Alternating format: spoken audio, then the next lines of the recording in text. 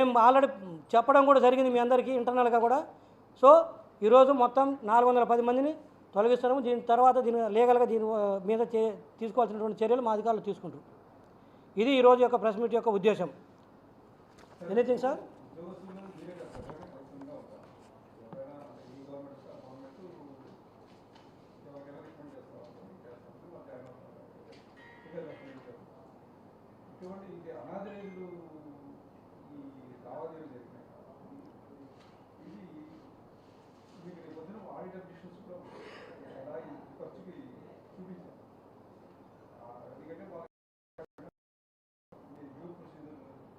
అవును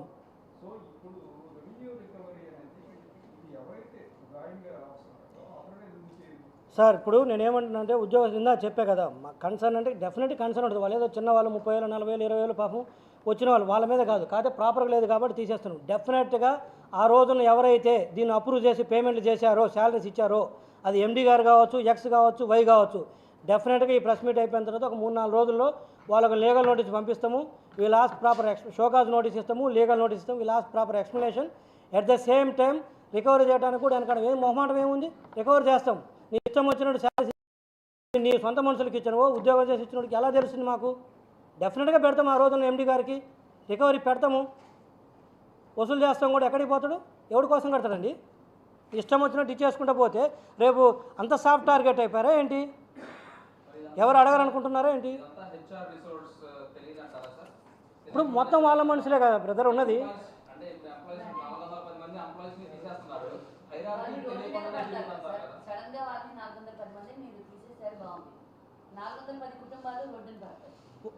కరెక్టే మీరు అడిగింది. వాళ్ళని తీయకపోతే మేము రోడ్డున పడతాం. ఇప్పుడు రేపు వారు అడిగారు కదా, అడిగారు ఏమడిగారు, రేపు సిఏజీ వాళ్ళు ఆడిట్ అబ్జెక్షన్స్ రాస్తారు.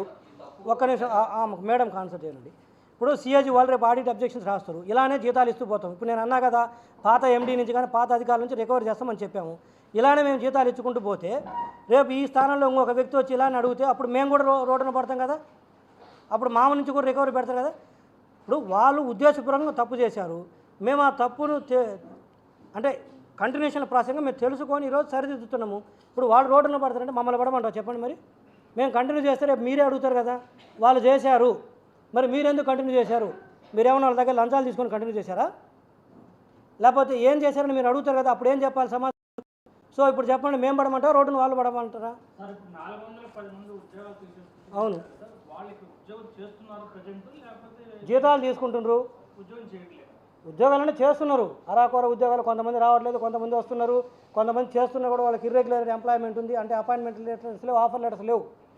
మొత్తం నేనేం సింగిల్గా ఈ పేరు చెప్పి ఇతను, ఈ పేరు చెప్పి ఈ ఎంపీ ఇంట్లో వంట మనిషి, ఈ పేరు చెప్పి ఇతను ఇంట్లో డ్రైవరు, ఇతను ఆఫీస్కి రాడు, ఇతను ఆఫీస్లో 10 రోజులు వస్తాడు, ఇతను 30 రోజులు వస్తాడు, బాగా చేస్తాడు, కానీ అపాయింట్మెంట్ లెటర్ లేదు అని ఇవన్నీ సెగ్రిగేట్ చేయదలుచుకోలేదు. టోటల్ నెంబర్ ఇది.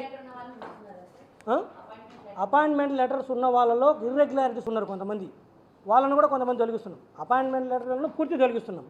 అపాయింట్మెంట్ లెటర్ ఉండి నేను చెప్పా కదా, ఇక్కడ తింటూ పనిచేస్తే ఇప్పుడు మీరున్నారు, పత్రిక నుంచి వచ్చారు కదా, మీరు జీతం తీసుకుంటూ వేరే పత్రికలో పనిచేస్తారా? చేయరు కదా. వేరే మీడియా సంస్థ దగ్గర పనిచేయరు కదా, లేదా వేరే ఉద్యోగం చేయరు కదా. ఇక్కడ జీతం తీసుకుంటే ఆ సంస్థకే పనిచేస్తారు. సో మీకు అపాయింట్మెంట్ లెటర్ ఉండొచ్చు, కానీ వేరే దగ్గర పనిచేస్తే ఎంటర్టైన్ చేయమంటారా? నేను అదే ప్రజలను కూడా కోరుకునేది, మేమేదో కక్షతోటో దురుద్దేశంతో చేయట్లేదు. ఈ తప్పు జరిగిందనే విషయం నేను ఛార్జ్ తీసుకున్న తర్వాత నా దృష్టికి వచ్చిన తర్వాత వాళ్ళు రోడ్డున పడతారని చెప్పేసి నేను ఉంచమంటారా? చెప్పండి మీరు.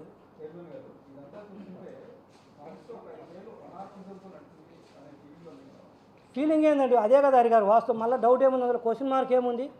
ఎవడైనా చెప్పండి, ప్రపంచంలో ఏ సంస్థ అయినా సరే ఇలా ఉద్యోగుల్ని, ఇప్పుడు నేను లాస్ట్ టైం కూడా చెప్పాను, విజయసాయి రెడ్డి గారు వాట్సాప్ ద్వారా ఒక లీగల్ డిపార్ట్మెంట్ పెట్టారని చెప్పేసి. ఎక్కడైనా జరుగుతుందా? ఒక మెసేజ్ ద్వారా? సరే, ఆయన మెసేజ్ పెడితే పెట్టాడు. ఇక్కడున్న ఎండీ ఏం చేశాడు? దాన్ని కనీసం ప్రాపర్గా నేను ఏమంటానంటే, నేనే చెప్తున్నాను, కనీసం రెగ్యులరైజర్న చేసుకోవాలి కదా. అంటే అంత కొవ్వా? ఏమనాలి మరి? అంటే లెక్కలేనితనం. మమ్మల్ని ఎవడు అడుగుతాడు? అడగకూడదు. ఒక తప్పు జరిగితే అడిగారు, కనీసం తర్వాత రెగ్యులరైజ్ చేసుకుంటారు. కనీసం రెగ్యులరైజ్ కూడా వీళ్ళు చేసుకోలేదు. ఏమన్నామని చెప్పనని మీరు ఇందాక అడిగారు, మీరు చెప్పండి.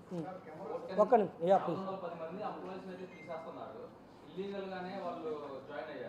దీనికి ప్రత్యక్షంగా కానీ పరోక్షంగా కానీ సహకరించిన హెచ్ఆర్ డిపార్ట్మెంట్ మరి వాళ్ళని ఎట్లాగా? నేను చెప్పే కదా, ఎవరిని స్పేర్ చేసే లేదంటున్నా కదా.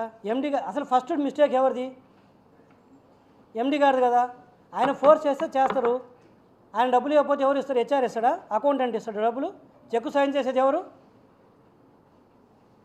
మీరు ఏం చేస్తారా ఇప్పుడు? మీరే టీవీ, మీరు క్రైమ్, మీ ఎండి మిమ్మల్ని పంపించేస్తే మీరు వస్తారా రారా?